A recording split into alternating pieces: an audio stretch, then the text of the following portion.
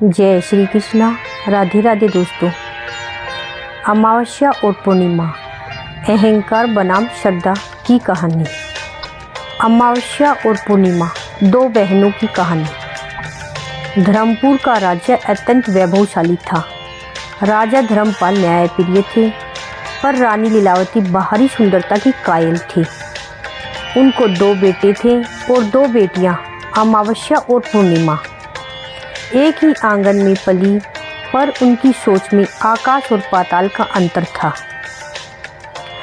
पूर्णिमा ब्रह्म मुहूर्त में उठकर गंगा स्नान करती, जबकि अमावस्या दोपहर तक सोती। पूर्णिमा महल के बगीचे में मुरझाए फूलों को जल देती, वहीं अमावस्या खिली हुई कलियों को अपने पैरों तले कुचल देती।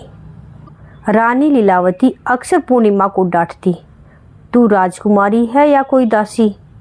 दिन भर धूल मिट्टी और पूजा में लगी रहती है। अपनी बहन को देख, कैसा राजसी तेज है इसके मुख पर। पूर्णिमा का उत्तर, माँ, असली तेज तो मन की शांति में है। यह श्रृंगार तो मिट जाएगा, पर सेवा की सुगंध अमर रहती है। जब विवाह का समय आया तो रानी ने राजा से कहा, पूर्णिमा धार्मिक है, वो दिन भर भजन कीर्तन में लगी रहती है। उसे किसी चीज़ की ज़रूरत नहीं है तो उसे किसी गरीब घर में ही दे दीजिए। लेकिन अमावस्या हमारी राजकुमारी है, उसके लिए कोई राजा ही चाहिए। उन्होंने जानबूझकर अमावस्या के लिए एक समृद्ध राजकुमार चंद्रकांत को चुना। पूर्णिमा के लिए उन्होंने एक ऐसे किसान के बेटे माधव को चुना, जिसके पास रहने के लिए टूटी झोपड़ी थी। विदाई के समय अमावस्या को स्वर्ण मुद्राओं से भरी पेटियां दी गई। पूर्णिमा को रानी ने फटे पुराने वस्त्रों की एक पोटली दी और चिढ़ाते हुए कहा, देखते हैं तेरे भगवान तुझे सूखी रोटी से ज़्यादा क्या क्या देते हैं। पूर्णिमा ने रोने के बजाय अपनी माँ के पैर छुए और झोपड़ी की ओर चल दी। अमावस्या के महल में उत्सव का माहौल था। उसने अपनी समृद्धि का प्रदर्शन करने के लिए विशाल शिव का पाठ रखा, लेकिन उसने अपनी बहन पूर्णिमा को न्योता नहीं भिजवाया।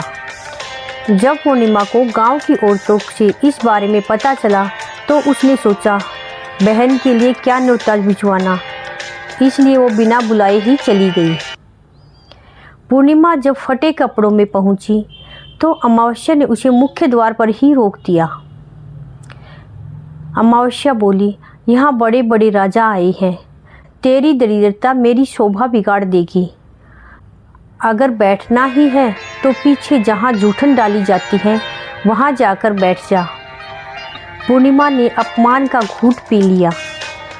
पाठ पूरा होने के बाद जब सब भोजन कर रही थी, अमावस्या ने पूर्णिमा के हाथ पर प्रसाद की जगह सूखी राख रख दी। पूर्णिमा की आंखों से आंसू गिर रही थी, पर उसने भगवान शिव से केवल अपनी बहन की सद्बुद्धि की प्रार्थना की। पूर्णिमा सोचती है कि अब खाली हाथ घर जाएगी तो परिवार वाले क्या सोचेंगे, इसलिए पूर्णिमा अपने मायके जाने का फैसला करती है। पूर्णिमा मायके की ओर निकलती है। रास्ते में उसकी 4 दिव्य परीक्षाएं होती हैं। पहली परीक्षा, तुलसी माँ। एक वृद्धा को प्यास से तड़पते हुए देखकर पूर्णिमा ने मीलों दूर से जल लाकर उसे पिलाया और उसके सूखे पौधों को जीवन दिया।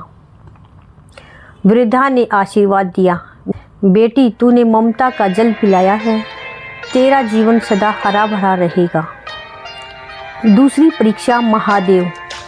एक कुष्ठ रोगी के रूप में शिवजी मिले।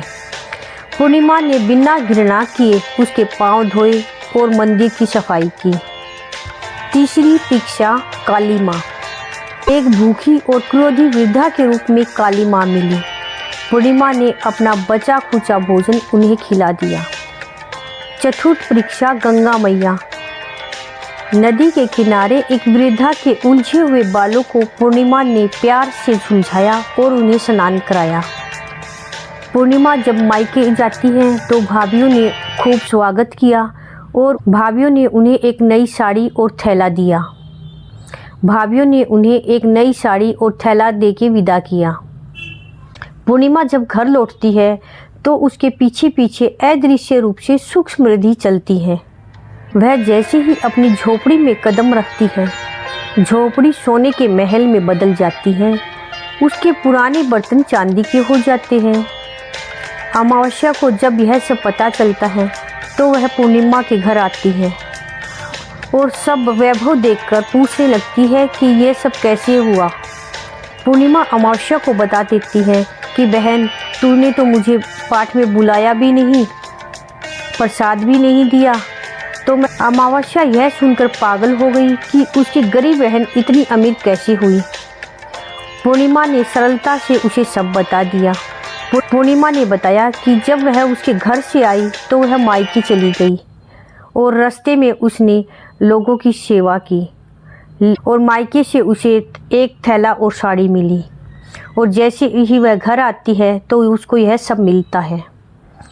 अमावस्या ने सोचा, अगर सेवा से धन मिलता है तो मैं भी नाटक करूंगी। अमावस्या उसी रास्ते पर चली गई, पर उसका मन मैला था। जब उसे प्यासी वृद्धा मिली तो उसने कहा, हट बुढ़िया, मेरे रेशमी वस्त्र गंदे हो जाएंगे।